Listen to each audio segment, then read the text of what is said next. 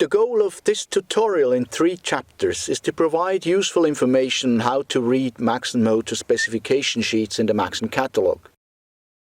Essentially, a motor is an energy converter, transforming electrical power, it is current I and applied voltage U, into mechanical power given a speed N and torque M. We have a closer look at this power transformation and its limitations. However, we start with considering the requirements imposed on the motor by the application task. Essentially, for a given application, the motor is required to run at certain speeds and deliver a certain amount of torque.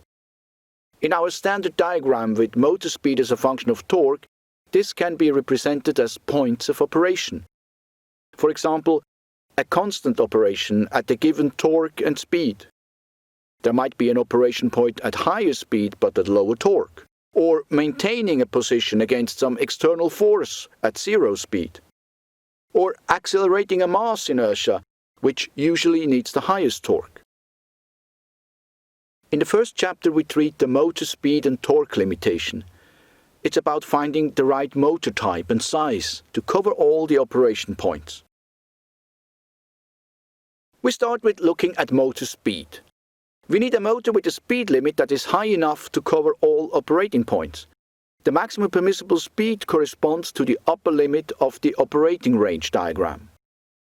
In our case here, the operation point with the highest speed cannot be covered. We would need a different motor with a higher speed limit. However, if this high-speed operation is not needed, the original motor is good enough. The speed limit of maxon motors can be found in line 23 in the mechanical data section or in the diagram. Next, we look at torque. All the operation points can be condensed and summed up in a few key values: the average, root mean square, load torque, and the extreme operation point, usually at the end of the acceleration where the maximum torque and maximum speed occurs, and the duration of the maximum torque, it is the acceleration time. We need a motor that can produce the necessary torques. A continuous torque corresponding to the average load and the torque for short-term operation, that we will cover later. The steady-state torque capability of the motor is represented as the continuous operating range limit in the diagram. It corresponds to the nominal torque in line 5 of the motor data. A suitable motor for our application needs a nominal torque that is larger than the root mean square average torque required by the load. The origin of the nominal torque comes from the maximum winding temperature limit. Up to this torque, the motor can be loaded continuously without overheating the winding.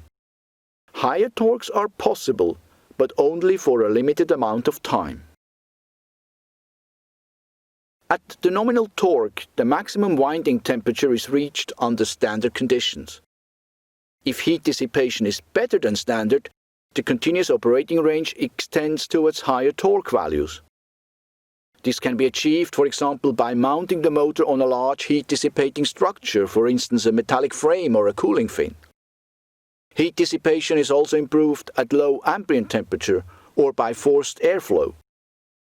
It's quite easy to enhance the continuous torque by about 25%. However, be aware that reduced heat dissipation can have the opposite effect. For example, the motor is derated at higher ambient temperatures. It is possible to overload the motor for a short period of time. This is indicated by the short-term operating range.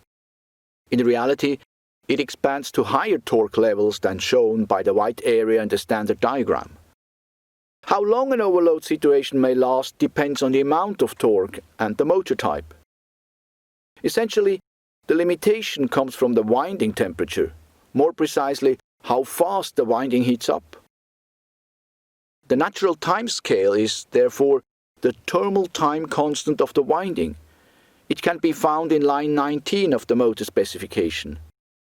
Typically, the thermal time constant amounts to a few seconds for small motors, up to half a minute for larger motors. In our case, it's about 11 seconds. How to read the diagram and the time scale at the bottom.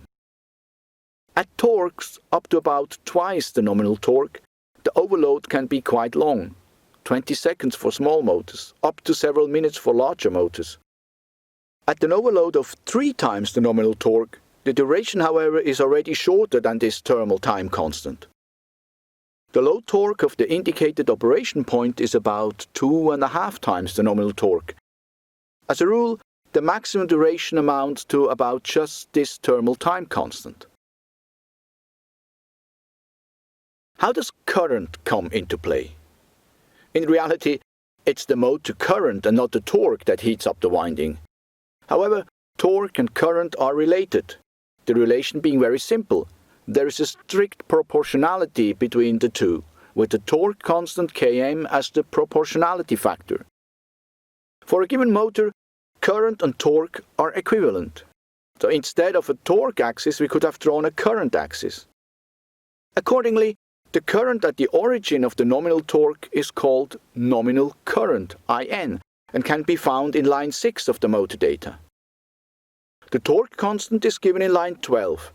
It gives the amount of torque in millinewton meters produced per 1 amp of motor current.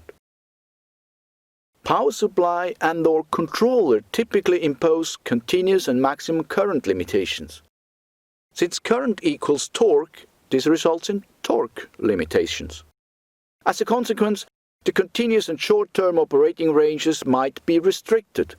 Load operation points that could easily be handled by the motor might not be achievable anymore due to the lack of sufficient current. The key messages to keep from Chapter 1. Motors have speed limits. They stem from consideration about bearing and brush life. Motor torque and current are equivalent, with the torque constant Km as proportionality constant. Motors have torque limits. The continuous torque limit is given by the nominal torque or nominal current. Motors can be overloaded for a limited time depending on the amount of torque. That's it. The end of Chapter 1. You can find Chapter 2 and 3 in separate video tutorials.